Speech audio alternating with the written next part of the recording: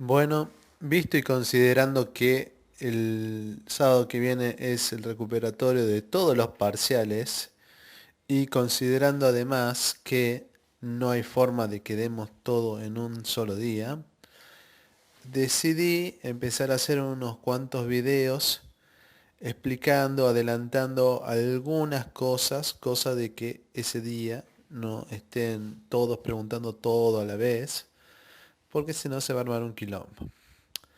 Entonces vamos a empezar por un hermoso texto que a todos nos encanta mucho, que es el texto de Canguilhem, que habla sobre qué es la psicología.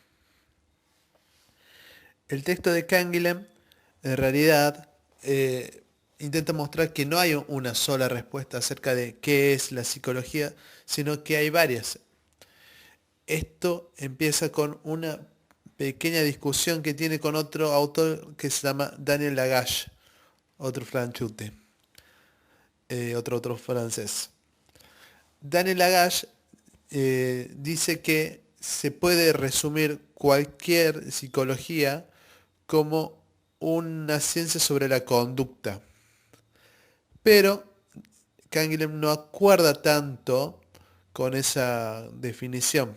¿Por qué? Porque a pesar de que creemos que estamos hablando todos de lo mismo cuando hablamos de conducta, no hablamos todos de lo mismo. Hay diferentes versiones acerca de qué es la conducta, ¿sí? Entonces, partimos de una ontología distinta, unos presupuestos diferentes acerca de qué hay en el mundo y qué estudiamos, ¿sí? Particularmente, él señala de que para algunas personas, ¿sí? Para algunas escuelas de la psicología, es lo mismo la conducta del animal que la conducta de un humano. Mientras que para otros van a sostener que hay una discontinuación entre una cosa y la otra, ¿sí?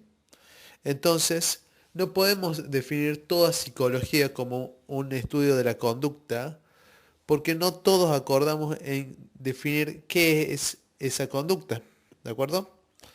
Entonces, él dice que intentar definir esta ciencia a partir de su objeto de estudio sería caer en un realismo ingenuo.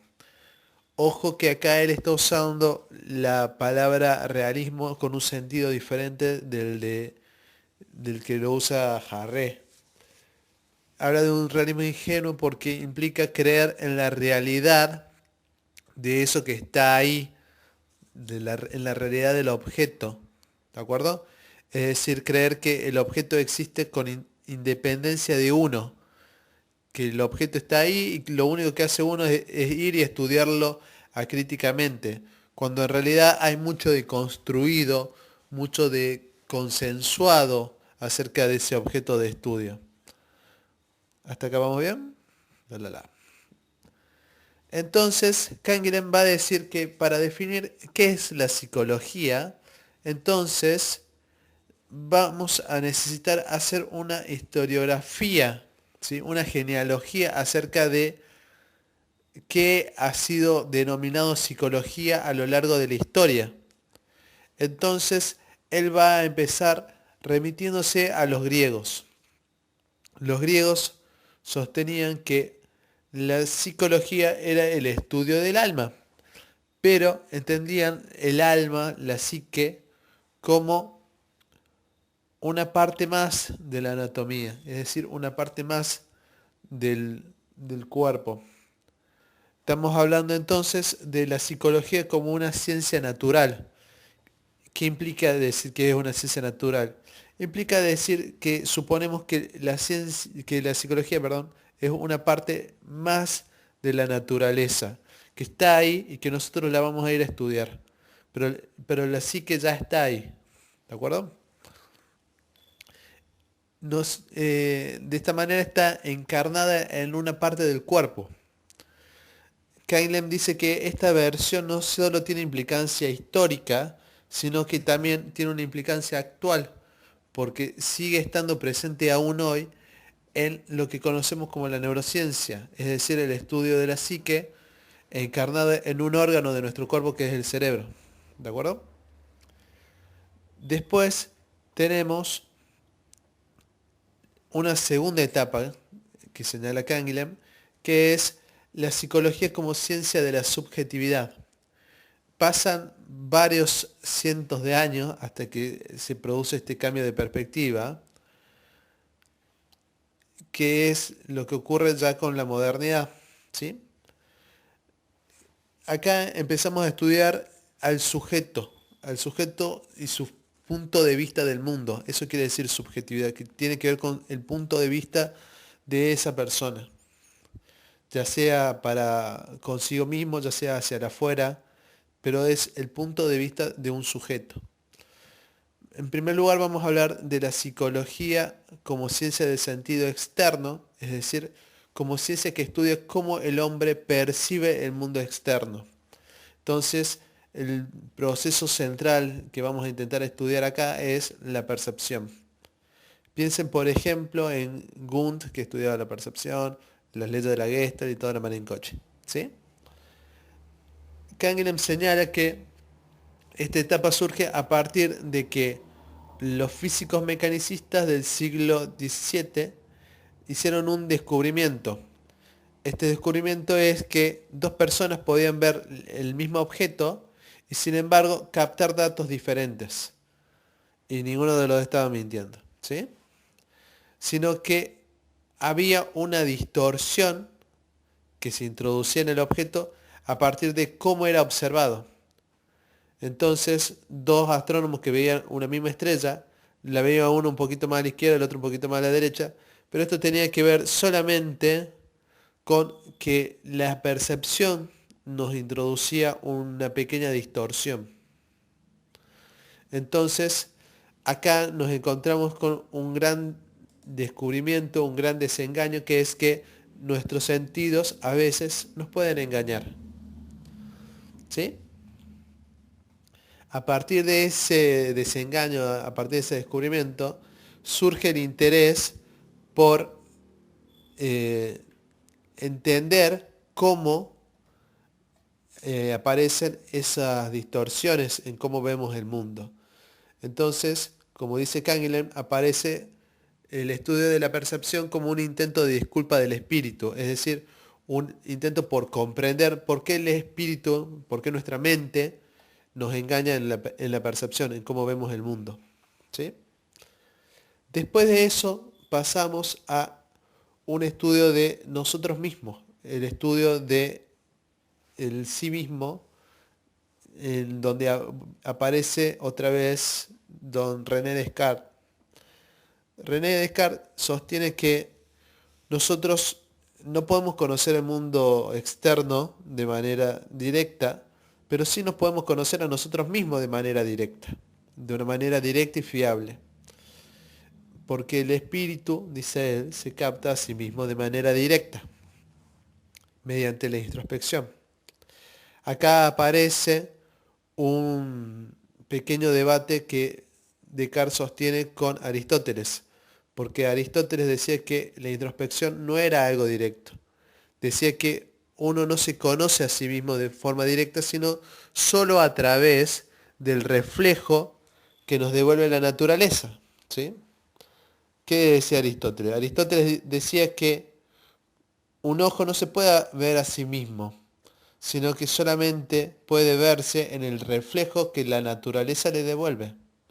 Entonces, uno necesita la naturaleza para conocerse a sí mismo.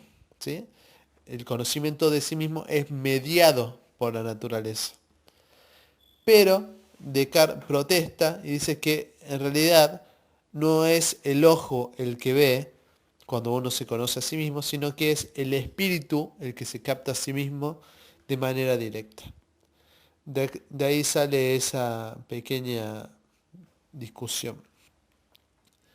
Posteriormente tenemos lo que es la ciencia del sentido íntimo, que intenta indagar sobre aquellas cuestiones ocultas, aquellas cuestiones que no solamente ocultamos nosotros de los demás, sino que también se nos ocultan a nosotros. Por eso habla de Freud y de lo abisal. También habla de un cambio de perspectiva. Ya no tenemos el centramiento en el sí mismo, sino que hablamos de un para sí. Esto tiene que ver con ciertas corrientes que hubo en el siglo XX que intentaron pensar en un para sí, es decir, en que la idea de que el hombre no es una unidad terminada, sino que es un proyecto que se está realizando a sí mismo todo el tiempo, porque el hombre no es un cuerpo terminado, sino que el hombre es lo que el hombre hace. Y como todo el tiempo estamos haciendo, todo el tiempo nos estamos construyendo. Es una idea bastante bonita que salió de los humanistas y los existencialistas. No voy a profundizar mucho más en eso porque el texto sí no le da mucha importancia. Posteriormente tenemos una tercera etapa de la psicología que habla de las ciencias de las reacciones del comportamiento. ¿Sí?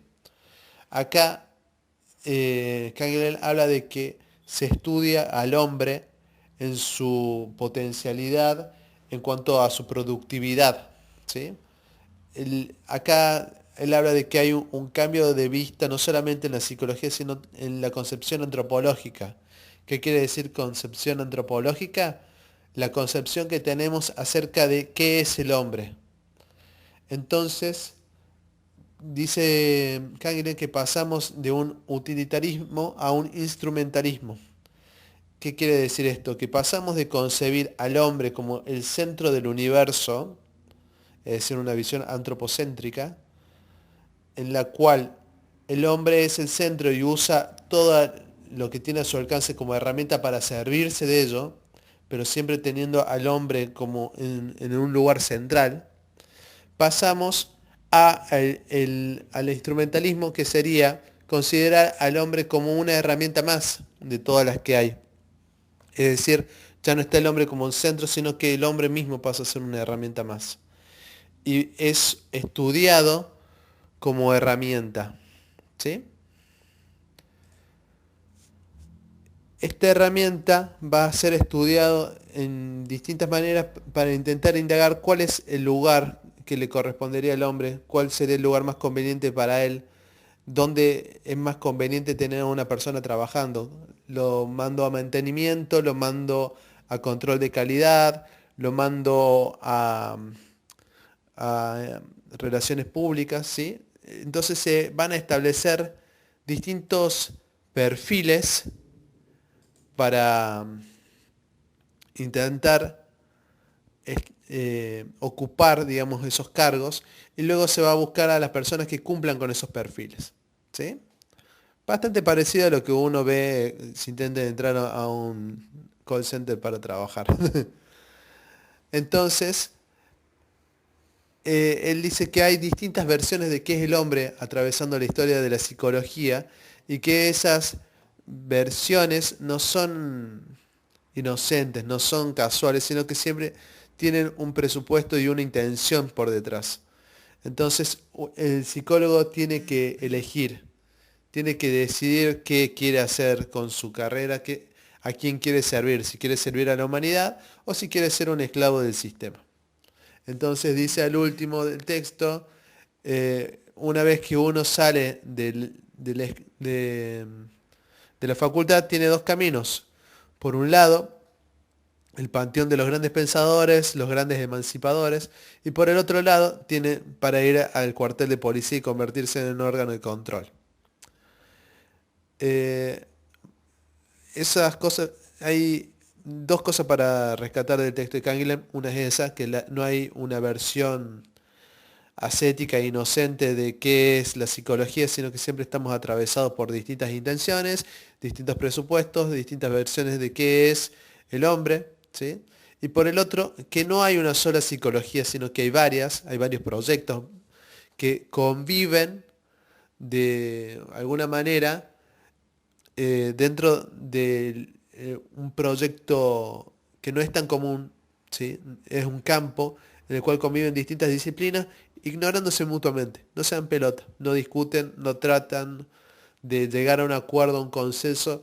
Ya se han resignado y directamente no intentan hablar con los demás, sino que simplemente conviven, todos somos psicólogos, todos está todo bien con todos, entonces cada uno cuida su ranchito. Esa sería la idea.